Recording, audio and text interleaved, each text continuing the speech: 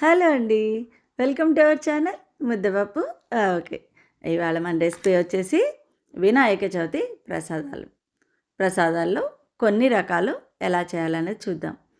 ఇవాళ మనం చేసే రెసిపీ పాల ఉండ్రాళ్ళు, పప్పు ఉండ్రాళ్ళు, అలాగే పుల్ల ఉండ్రాళ్ళు. ఇవి ఎక్కువగా శ్రీకాకుళం వైపు చేస్తూ ఉంటారు. ఒక్కొక్క ప్రాంతంలో ఒక్కొక్క రకంగా చేస్తూ ఉంటారండి ఈ వినాయక చవితికి. ఆంధ్రాలో అయితే ఉండ్రాళ్ళు, జిల్లేడికాయలు చేస్తారు. అలాగే శ్రీకాకుళంలో అయితే ఇవి చేస్తారు. అలాగే తెలంగాణలో పాల తాలికలు అవి చేస్తారు. అన్ని రకాల ప్రసాదాలు కూడా పెట్టడానికి ట్రై చేస్తానండి. ఈరోజు మనం ఈ 3 ప్రసాదాలు ఎలా చేయాలో ఏంటో ఒక్కసారి చూసేద్దాం రండి. ముందుగా ఒక కడాయి తీసుకుని అందులో ఒక కప్పున్నర నీళ్లు పోయండి. నేను ఇవాళ 3 ప్రసాదాలు చేస్తున్నాను కదండీ! ఒక్కొక్క దానికి ఒక్కొక్క అరకప్పు పిండి చేస్తున్నాను. ఇప్పుడు 1.5 కప్పు నీళ్ళు పోసేసుకుని అందులో కొంచెం నెయ్యి వేసుకుని నీళ్ళు మరగనివ్వండి. నీళ్ళు మరిగాక అందులో 1.5 కప్పు బియ్యం పిండిని వేసుకోండి. ఇది బయట కొన్నదైనా పర్లేదు, మీరు ఆడించుకున్నదైనా పర్లేదు, ఏదైనా పర్లేదు. పిండి అంతటిని వేసేసి బాగా కలిపేసేసి ఒక 5 నిమిషాలు దాన్ని మూత పెట్టేయండి. మూత పెడితే బాగా పిండి అంతా ఉక్కిపోయి ఉంటుంది కాబట్టి మూత తీసేసుకుని చల్లారాక దాన్ని కొంచెం నీళ్ళ చుక్కలు చల్లుకుని మెత్తగా కలిపేసుకోండి. అలాగే కొంచెం నెయ్యి కూడా వేస్తే ఉండ్రాళ్ళు మంచి షైనింగ్గా వస్తాయన్నమాట. ఆ పిండి అంతటిని బాగా కలిపేసేసుకుని మీరు ఎంత బాగా కలిపితే ఉండ్రాళ్ళు అంత బాగా వస్తాయి. కొంచెం కొంచెంగా పిండిని తీసుకుని ఉండ్రాళ్ళు చేసుకోండి. ఈ ఉండ్రాళ్ళకి ఎంత చిన్న సైజు చేసుకుంటే అంత బాగుంటాయి. నేనైతే ఈ సైజ్ చేస్తున్నాను. మీరు ఇంకా చిన్న సైజ్ చేసుకున్నా పర్వాలేదు. పిండి అంతటిని ఉండ్రాళ్ళు చేసేసుకుని ఒక పక్కన పెట్టేసుకోండి. చూస్తున్నారు కదా, మొత్తం 3 రకాల ఉండ్రాళ్ళకి ఒక్కొక్క దానికి ఒక్కొక్క అరకప్పు పిండి చొప్పున చేస్తున్నాను. మీకు ఒక ఐడియా వస్తుంది కదా ఎంత ప్రసాదం వస్తుందని, అందుకని చెప్తున్నాను అనమాట. ఇగో ఈ ఉండ్రాళ్ళు చిన్న సైజువి పాలల్లో ఉండ్రాళ్ళకి చేసుకున్నాను. అలాగే కొంచెం మీడియంగా ఉన్నవి పప్పు ఉండ్రాళ్ళు చేసుకున్నాను. అలాగే కొంచెం పెద్ద సైజు ఉన్నాయిగా ఇవి పుల్ల ఉండ్రాళ్ళకి చేసుకున్నాను అనమాట. పాల ఉండ్రాళ్ళు ఎలా చేయాలో స్టార్ట్ చేద్దాం. పొయ్యి మీద కడాయి పెట్టుకుని అందులో ఒక 2 చెంచాలు నెయ్యి వేసేసుకుని కొంచెం జీడిపప్పు వేసుకోండి. జీడిపప్పు కాస్త వేగాక అలాగే కొంచెం కిస్మిస్ కూడా వేసుకుని వేయించేసేసుకుని దాని అంతటిని ఒక ప్లేట్లోకి తీసేసుకోండి. అందులో మిగిలిన నెయ్యి ఉంటుంది కదా, అందులో 2 చెంచాలు బియ్యం రవ్వను వేసుకోండి. కొంతమంది ఇందులో రవ్వ వేస్తారు, కొంతమంది అలాగే బియ్య పిండినే వేస్తారు. నేనైతే రవ్వ వేసి చేస్తానండి. రవ్వ కొంచెం వేగాక అందులో ఒక అర గ్లాస్ నీళ్లు పోసేసి ఆ రవ్వని ఉడికే వరకు ఉడికించండి. చూసారుగా రవ్వ చక్కగా ఉడికిపోయింది కదా. ఇప్పుడు మనం ఇందాక తయారు చేసుకున్న ఉండ్రాళ్ళు ఉన్నాయి కదా, ఆ ఉండ్రాళ్ళని అందులో వేసేసేయండి. వేసేసి చక్కగా వాటిని ఒక 2 నిమిషాలు అటు ఇటు కలిపి కాస్త దగ్గర పడ్డాక ఒక కప్పు పాలని అందులో వేసేసుకోండి. ఒక కప్పు పాలైతే దీనికి సరిపోతాయి అన్నమాట. అంతా కలిసేలా శుభ్రంగా కలిపేసేసుకోండి.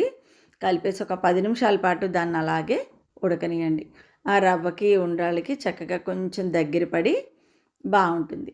ఇగో ఇలా దగ్గర పడింది కదా, ఇప్పుడు ఇందులో కొంచెం ఇలాచీ పొడిని వేసుకోండి. వేసేసుకుని శుభ్రంగా అంతటినీ కలిపేసేసుకుని అలాగే ఒక పావు కప్పు బెల్లం వేసుకోండి. ఇప్పుడు ఒక్కసారి కొలతలు చెప్తున్నాను వినండి.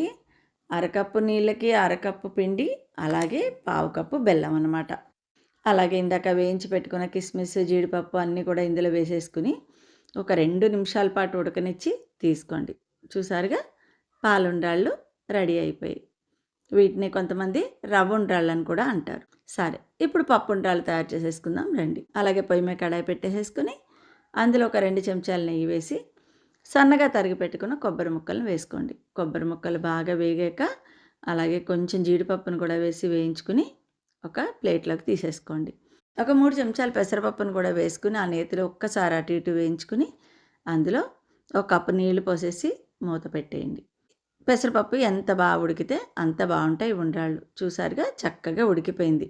ఇప్పుడు అందులో ఒక కప్పు బెల్లాన్ని వేసేసుకోండి. 3 చెంచాలు పెసరపప్పు ఏంటి అనుకుంటున్నారా? సరిపోతుందండి, పెసరపప్పు కదా, ఉడికే వరకు ఎక్కువ అవుతాయి అన్నమాట.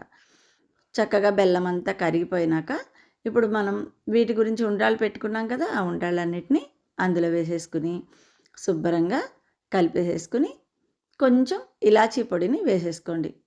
వేసేసుకుని అలాగే ఇందాక మనం వేయించి పెట్టుకున్నాక ఆ ముక్కలు కూడా అందులో వేసేసుకుని ఒక 10 నిమిషాలు దాన్ని అలాగే పొయ్యి మీద వదిలేయండి. చక్కగా ఈ బెల్లము, ఈ పప్పు అంతా కలిపి ఒక పాకంలాగా వస్తుందనమాట. చాలా బావుంటాయండి ఉండ్రాళ్ళు.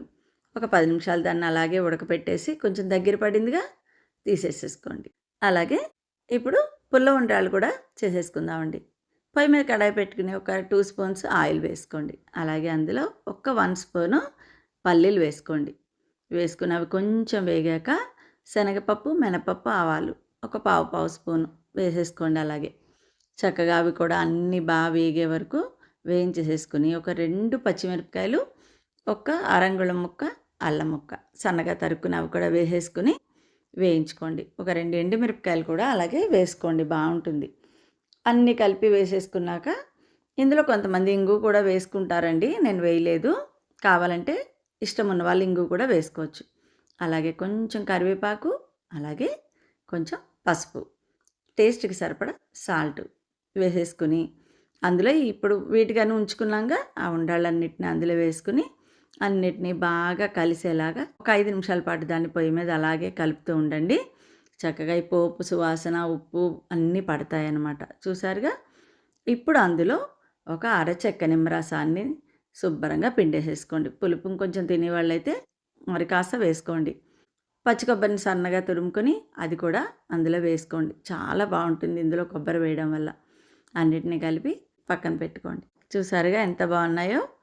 ఇప్పుడు పాలుండ్రాళ్ళు, అలాగే పుల్లుండ్రాళ్ళు, అలాగే పప్పుండ్రాళ్ళు అన్ని రకాలు గణేష్‌కి పెట్టుకుని మన ఆయురారోగ్యాలతో చల్లగా చూడమని ఆ గణేషుడిని వేడుకుందాం. జై బోలో గణేష్ మహారాజ్‌కి జై.